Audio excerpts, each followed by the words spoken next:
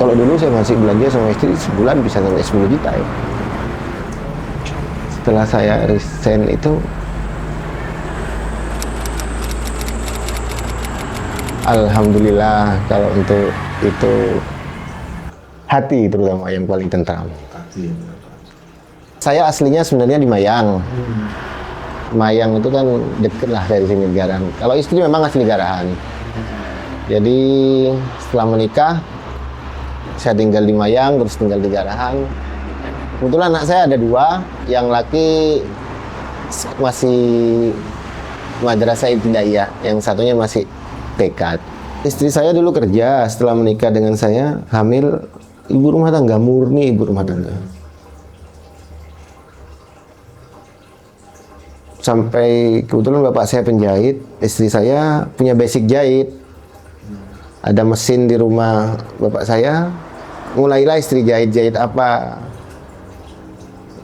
Jahit gamis, dijual.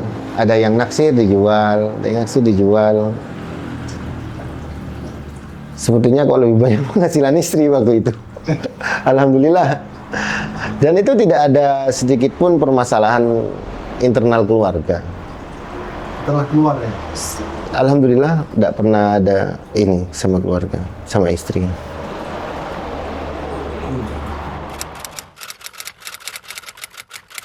Awalnya itu setelah lulus kuliah tidak ada rencana saya untuk kerja di lembaga keuangan bank ya. Awalnya saya itu memang punya keinginan untuk jadi, cita-cita saya memang seorang pengusaha. Tapi setelah saya usaha, kebetulan saya kuliah di Jogja. Dari Jogja saya buka usaha, gagal terus. Ini pulang kampung. Setelah pulang kampung, nggak ada yang bisa dilakuin. Kemudian ketemu sama temen, ngajak kerja di salah satu bank BUMN. Alhamdulillah keterima. Waktu itu senang sekali karena kerjaannya kok nyaman gitu. Awalnya nyaman, sangat nyaman sekali. Sampai saya ketemu sama istri saya, waktu itu masih calon istri saya. Senang sekali. Dan kebanyakan rata-rata orang memandang pekerjaan bank, apalagi di BUMN ya, wah kayaknya senang sekali. Tapi lambat laun setelah itu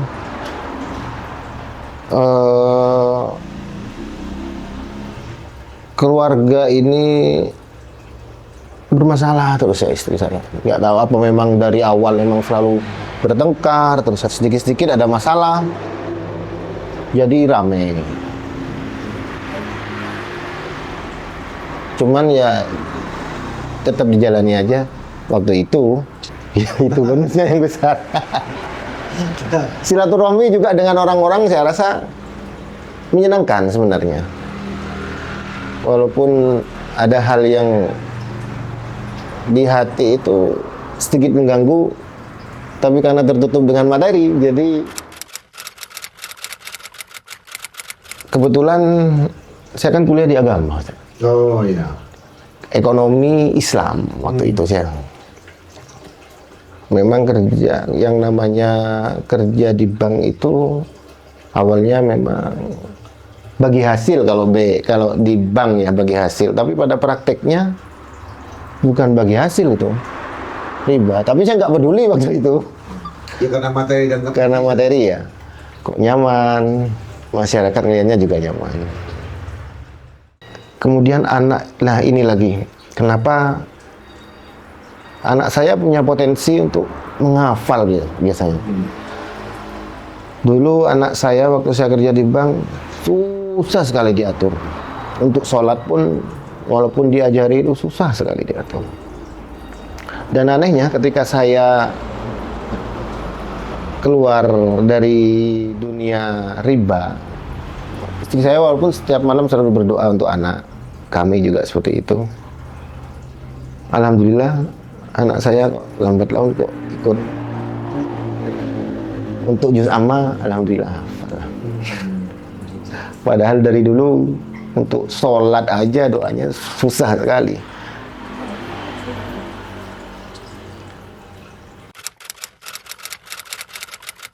Penyetus awal itu saya waktu itu ada rapat di Jember. Kebetulan saya kan di unit. Ya, itu Pak. Ada rapat di unit di Jember. Saya mampir sholat maghrib di masjid apa tuh yang besar di Jember. Nah kebetulan waktu sholat maghrib saya di depan sendiri, masih pakai baju PDL tuh, pakai dinas lapangan. Setelah sholat maghrib ternyata ada kajian. Kalau tidak salah itu siapa? Gus Fikri. Nah menariknya di situ saya duduk di depan sendiri, pas di depannya Gus Fikri yang dibahas tentang riba, pas.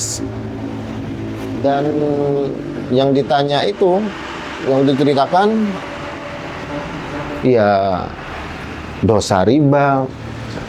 Bahwa dosa riba itu katanya Gus Fikri itu, yang lebih besar, yang dosa riba paling ringan itu sama seperti berzina dengan ibu kandungnya sendiri. Itu langsung hati saya, oh ibu saya sudah meninggal, mau minta maaf ke siapa? Dan malu, banyak orang di sana malu, tolah-toleh. Pulangnya kepikiran malam itu mau cerita sama istri gimana, akhirnya ceritalah sama istri, kok bisa sampai seperti ini, gimana. Nah dari situ rembukan sama istri akhirnya, coba dipikir lagi gimana. Disuruh istihoroh, sama kebetulan bapak masih ada, jadi suruh istihoroh. Tapi mau istihoroh, setelah saya coba istihoroh, mau aja menjalankan istihoroh, mau sholat, saya mau istihoroh ngapain Bung? Ini jelas sudah mau minta petunjuk, apakah pekerjaan saya ini haram, penghasilan saya ini haram atau tidak? Apakah benar saya dilaknat oleh Allah? Ngapain saya minta petunjuk seperti itu? Wong itu sudah pasti. Akhirnya dirubah sholatnya jadi sholat tahajud aja, sholat biasa. Tapi tetap berzikir, memohon petunjuk sama Allah. Dan petunjuk itu kalau dalam mimpi kan tidak ada. Ada kemudian kan makam kebetulan di makam umum di belakang rumah. Waktu itu libur, ada orang meninggal, ikut saya. Pas waktu menurunkan jenazah saya juga ikut. Teringat ini, waktu ada ya ceramahnya itu, semuanya saya ingat. Karena sahabat Rasulullah, Nuaiman namanya. Ketika Munkar Nakir bertanya, Assalamualaikum ya ahlul jannah, katanya seperti itu. Itu kalau orang yang ahli ibadah. Sempat nangis di bawah, cuman tidak sampai jatuh ke kain kafan itu. Suruh naik sama yang penyelawat yang lain.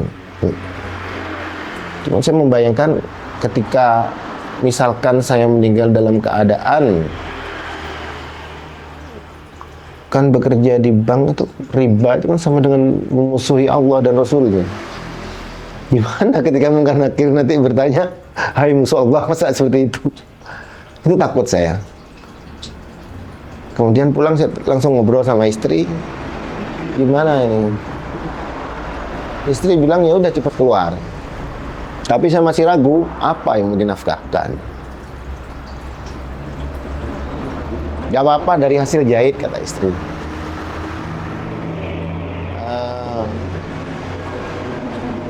Selang beberapa waktu,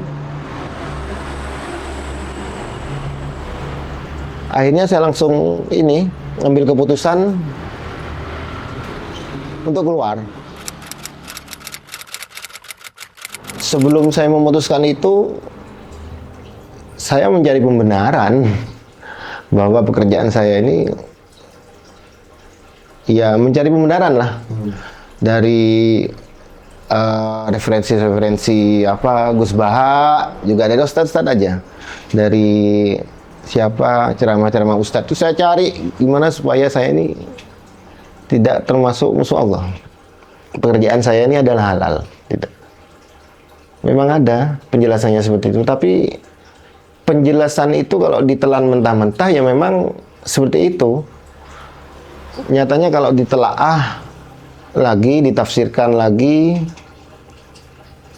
ya memang riba, memang. Pekerjaan seperti itu riba. Dan dari dalam hati saya sendiri memang pekerjaan itu sudah merugikan banyak orang, saya dan keluarga saya sendiri.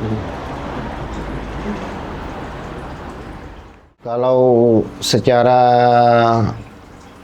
status sosial ya semacam itu. Dulu memang waktu saya kerja di bank kan keren itu, Pak. Keren. Istilahnya pamornya tinggi.